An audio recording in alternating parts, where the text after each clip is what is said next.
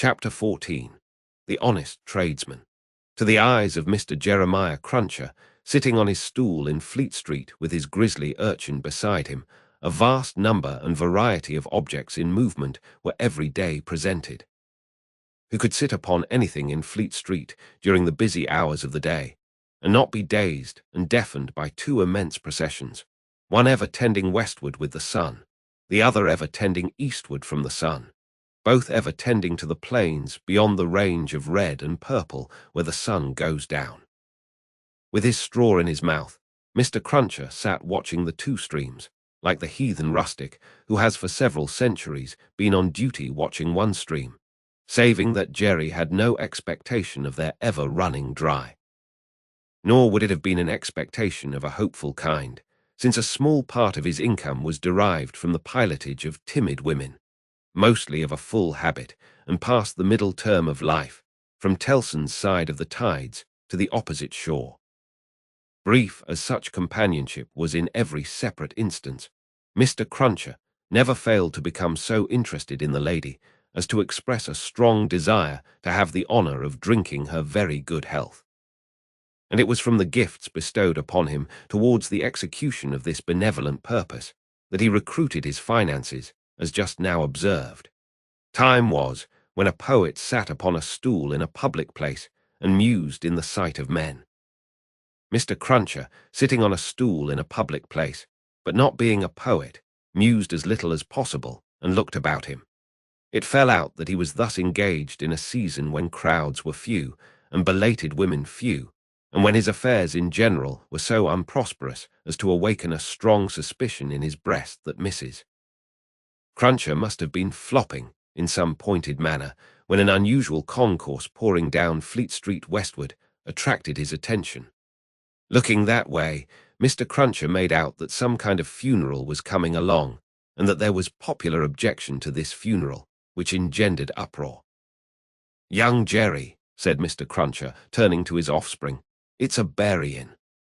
"Horror, father," cried young Jerry. The young gentleman uttered this exultant sound with mysterious significance.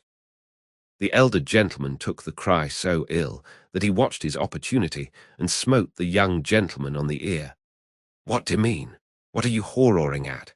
What do you want to conway to your own father, you young rip?" "This boy is a-getting too many for me," said Mr. Cruncher, surveying him. "Him and his horrors.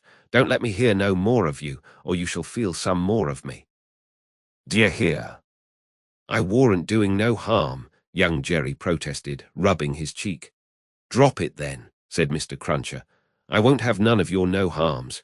Get atop of that there seat and look at the crowd." His son obeyed, and the crowd approached. They were bawling and hissing round a dingy hearse and dingy mourning coach, in which mourning coach there was only one mourner, dressed in the dingy trappings that were considered essential to the dignity of the position.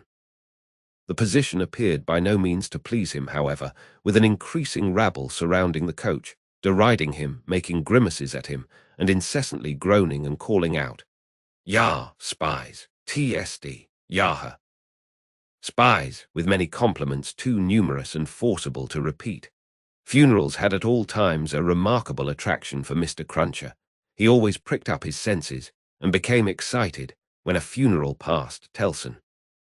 Naturally, therefore, a funeral with this uncommon attendance excited him greatly, and he asked of the first man who ran against him, "What is it, brother? What's it about?" "I don't know," said the man. "Spies, Yaha, TSD." "Spies." He asked another man, "Who is it?" "I don't know," returned the man, clapping his hands to his mouth nevertheless, and vociferating in a surprising heat and with the greatest ardor, "Spies, Yaha, TSD, TSD." Spy-wise. At length, a person better informed on the merits of the case tumbled against him, and from this person he learned that the funeral was the funeral of one Roger Cly. "Was he a spy?" asked Mr. Cruncher. "Old Bailey spy," returned his informant. "Yaha, TSD, Yah, Old Bailey spy, I wise." "Why, to be sure," exclaimed Jerry, recalling the trial at which he had assisted. "I've seen him." "Dead, is he?" "Dead as mutton," returned the other, and can't be too dead. Have 'em out there, spies. Pull 'em out there, spies. The idea was so acceptable in the prevalent absence of any idea that the crowd caught it up with eagerness, and loudly repeating the suggestion to have 'em out, and to pull 'em out, mobbed the two vehicles so closely that they came to a stop. On the crowd's opening the coach doors, the one mourner scuffled out by himself and was in their hands for a moment. But he was so alert, and made such good use of his time, that in another moment he was scouring away up a by-street, after shedding his cloak, hat, long hatband, white pocket handkerchief, and other symbolical tears. These the people tore to pieces and scattered far and wide with great enjoyment, while the tradesmen hurriedly shut up their shops, for a crowd in those times stopped at nothing and was a monster much dreaded. They had already got the length of opening the hearse to take the coffin out, when some brighter genius proposed instead its being escorted to its destination amidst general rejoicing. Practical suggestions being much needed, this suggestion, too, was received with acclamation, and the coach was immediately filled with 8 inside and a dozen out, while as many people got on the roof of the hearse as could by any exercise of ingenuity stick upon it. Among the first of these volunteers was Jerry Cruncher himself, who modestly concealed his spiky head from the observation of Telson, in the further corner of the mourning coach. The officiating undertakers made some protest against these changes in the ceremonies, but the river being alarmingly near, and several voices remarking on the efficacy of cold immersion in bringing refractory members of the profession to reason, the protest was faint and brief. The remodelled procession started, with a chimney sweep driving the hearse, advised by the regular driver, who was perched beside him under close inspection for the purpose, and with a pieman also attended by his cabinet minister driving the mourning coach. A bear leader, a popular street character of the time, was impressed as an additional ornament before the cavalcade had gone far down the Strand, and his bear, who was black and very mangy, gave quite an undertaking air to that part of the procession in which he walked. Thus, with beer drinking, pipe smoking, song roaring, and infinite caricaturing of woe, the disorderly procession went its way, recruiting at every step, and all the shops shutting up before it. Its destination was the old church of St. Pancras, far off in the fields. It got there in course of time, insisted on pouring into the burial ground, finally accomplished the interment of the deceased Roger Cly in its own way, and highly to its own satisfaction. The dead man disposed of, and the crowd being under the necessity of providing some other entertainment for itself, another brighter genius, or perhaps the same, conceived the humour of impeaching casual passers-by as Old Bailey spies and wreaking vengeance on them. Chase was given to some scores of inoffensive persons who had never been near the Old Bailey in their lives, in the realization of this fancy, and they were roughly hustled and maltreated. The transition to the sport of window breaking, and thence to the plundering of public houses, was easy and natural. At last, after several hours, when sundry summer houses had been pulled down, and some area railings had been torn up to arm the more belligerent spirits, a rumour got about that the guards were coming. Before this rumour, the crowd gradually melted away, and perhaps the guards came, and perhaps they never came, and this was the usual progress of a mob. Mr. Cruncher did not assist at the closing sports, but had remained behind in the churchyard to confer and condole with the undertakers. The place had a soothing influence on him. He procured a pipe from a neighbouring public-house and smoked it, looking in at the railings and maturely considering the spot. "Jerry," said Mr. Cruncher, apostrophising himself in his usual way, "you see that they're Cly that day, and you see with your own eyes that he was a young and a straight-made Having smoked his pipe out, and ruminated a little longer, he turned himself about, that he might appear, before the hour of closing, on his station at Tellson's. Whether his meditations on mortality had touched his liver, or whether his general health had been previously at all amiss, or whether he desired to show a little attention to an eminent man, is not so much to the purpose as that he made a short call upon his medical adviser, a distinguished surgeon, on his way back. Young Jerry relieved his father with dutiful interest and reported no job in his absence. The bank closed, the ancient clerks came out, the usual watch was set, and Mr. Cruncher and his son went home to tea. "Now I tell you where it is," said Mr. Cruncher to his wife, on entering. "If, as a honest tradesman, my wenters goes wrong tonight, I shall make sure that you've been praying again me, and I shall work you for it just the same as if I seen you do it." The dejected Mrs. Cruncher shook her head. "Why, you're at it afore my face," said Mr. Cruncher, with signs of angry apprehension. "I am saying nothing." "Well, then, don't meditate nothing. You might as well flop as meditate. You may as well go again me one way as another. Drop it altogether." "Yes, Jerry." "Yes, Jerry," repeated Mr. Cruncher, sitting down to tea. "Ah, it is yes, Jerry, that's about it. You may say yes, Jerry." Mr. Cruncher had no particular meaning in these sulky corroborations, but made use of them, as people not unfrequently do, to express general ironical dissatisfaction. "You and your yes, Jerry," said Mr. Cruncher, taking a bite out of his bread and butter, and seeming to help it down with a large invisible oyster out of his saucer. "Ah, I think so. I believe you." "You are going out tonight?" asked his decent wife, when he took another bite. "Yes, I am." "May I go with you, father?" asked his son briskly. "No, you mayn't. I'm a-going, as your mother knows, a-fishing.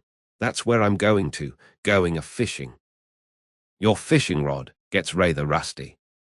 "Don't it, father?" "Never you mind." "Shall you bring any fish home, father?" "If I don't, you'll have short commons tomorrow," returned that gentleman, shaking his head. "That's questions enough for you. I ain't a-going out till you've been long abed." He devoted himself during the remainder of the evening to keeping a most vigilant watch on Mrs. Cruncher, and sullenly holding her in conversation that she might be prevented from meditating any petitions to his disadvantage. With this view, he urged his son to hold her in conversation also, and led the unfortunate woman a hard life by dwelling on any causes of complaint he could bring against her, rather than he would leave her for a moment to her own reflections. The devoutest person could have rendered no greater homage to the efficacy of an honest prayer than he did in this distrust of his wife. It was as if a professed unbeliever in ghosts should be frightened by a ghost story. "And mind you," said Mr. Cruncher, "no games tomorrow. If I, as a honest tradesman, succeed in providing a jint of meat or two, none of your not touching of it and sticking to bread. If I, as a honest tradesman, am able to provide a little beer, none of your declaring on water. When you go to Rome, do as Rome does. Rome will be a ugly customer to you if you don't. I'm your Rome, you know." Then he began grumbling again. "With your flying into the face of your own wittles and drink. I don't know how scarce you mayn't make the wittles and drink here by your flopping tricks and your unfeeling conduct. Look at your boy. He is yourn, ain't he? He's as thin as a lath. Do you call yourself a mother and not know that a mother's first duty is to blow her boy out?" This touched young Jerry on a tender place, who adjured his mother to perform her first duty, and whatever else she did or neglected, above all things to lay especial stress on the discharge of that maternal function so affectingly and delicately indicated by his other parent. Thus the evening wore away with the Cruncher family until young Jerry was ordered to bed, and his mother, laid under similar injunctions, obeyed them. Mr. Cruncher beguiled the earlier watches of the night with solitary pipes, and did not start upon his excursion until nearly 1 o'clock. Towards that small and ghostly hour, he rose up from his chair, took a key out of his pocket, opened a locked cupboard, and brought forth a sack, a crowbar of convenient size, a rope and chain, and other fishing tackle of that nature. Disposing these articles about him in skilful manner, he bestowed a parting defiance on Mrs. Cruncher, extinguished the light, and went out. Young Jerry, who had only made a feint of undressing when he went to bed, was not long after his father. Under cover of the darkness he followed out of the room, followed down the stairs, followed down the court, followed out into the streets. He was in no uneasiness concerning his getting into the house again, for it was full of lodgers, and the door stood ajar all night. Impelled by a laudable ambition to study the art and mystery of his father's honest calling, young Jerry, keeping as close to house fronts, walls, and doorways, as his eyes were close to one another, held his honoured parent in view. The honoured parent, steering northward, had not gone far when he was joined by another disciple of Isaac Walton, and the two trudged on together. Within half an hour from the first starting, they were beyond the winking lamps and the more than winking watchmen, and were out upon a lonely road.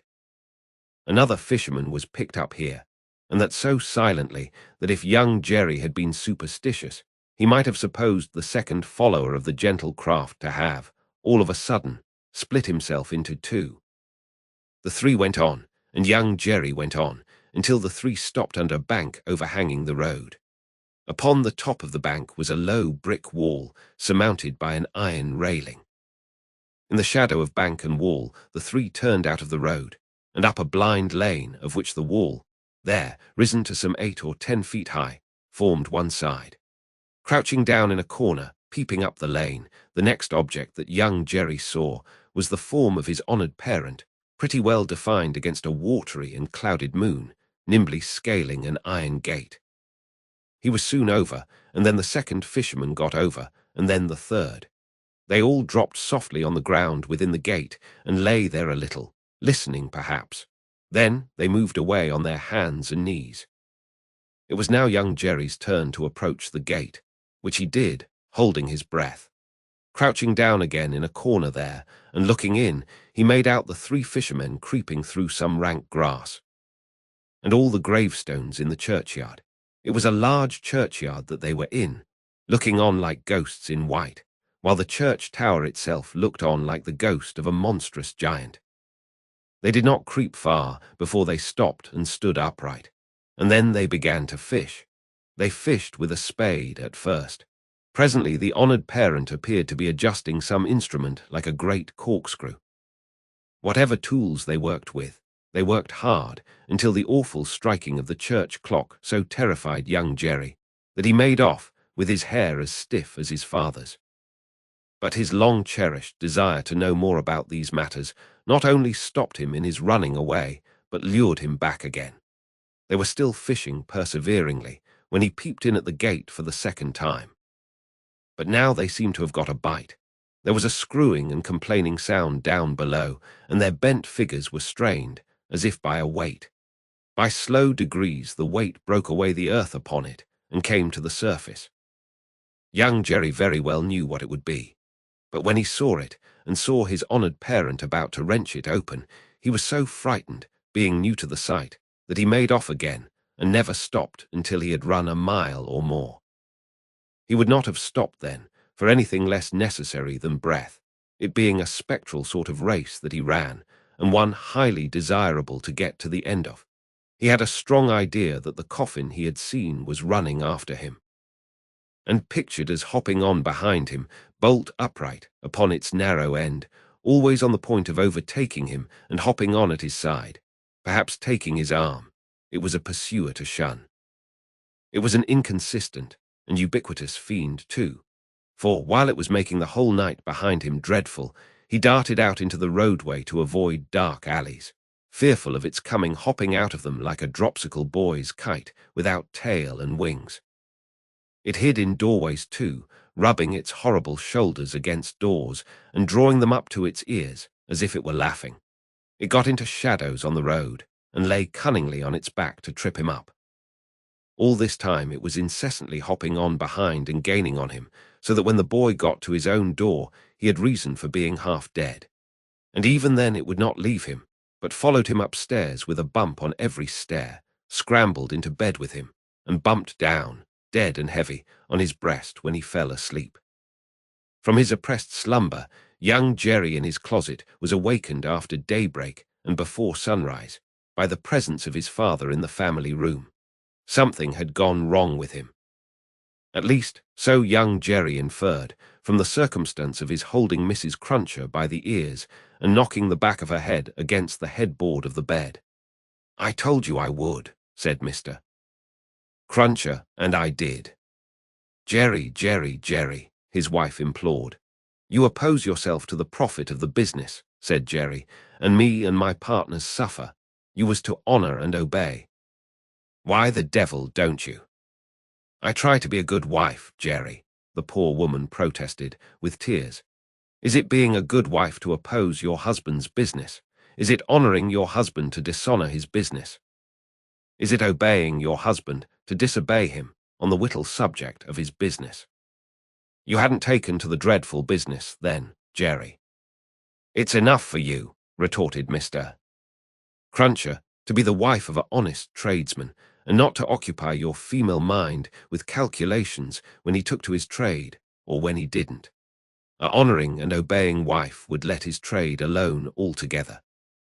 Call yourself a religious woman. If you're a religious woman, give me a irreligious one. You have no more natural sense of duty than the bed of this here Thames River has of a pile, and similarly it must be knocked into you. The altercation was conducted in a low tone of voice, and terminated in the honest tradesman's kicking off his clay-soiled boots and lying down at his length on the floor.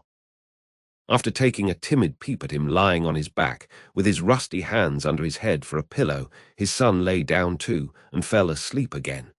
There was no fish for breakfast, and not much of anything else. Mr.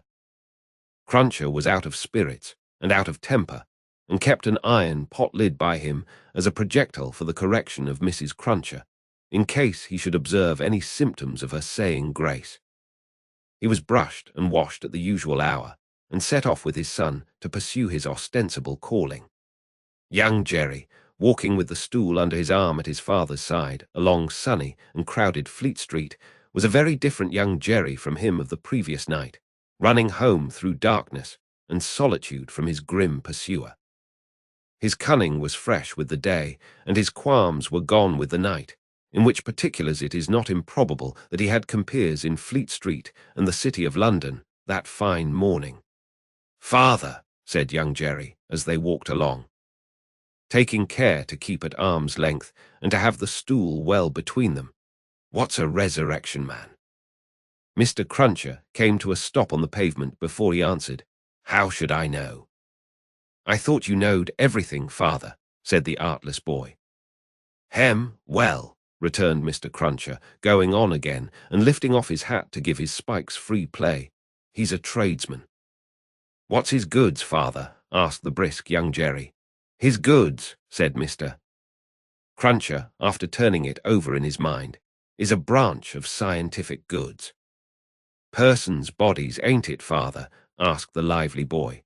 "I believe it is something of that sort," said Mr. Cruncher. "Oh, father, I should so like to be a resurrection man when I'm quite growed up." Mr. Cruncher was soothed, but shook his head in a dubious and moral way. "It depends upon how you develop your talents. Be careful to develop your talents, and never to say no more than you can help to nobody, and there's no telling at the present time what you may not come to be fit for." As young Jerry, thus encouraged, went on a few yards in advance to plant the stool in the shadow of the bar, Mr. Cruncher added to himself, "Jerry, you honest tradesman, there's hopes what that boy will yet be a blessing to you, and a recompense to you for his mother."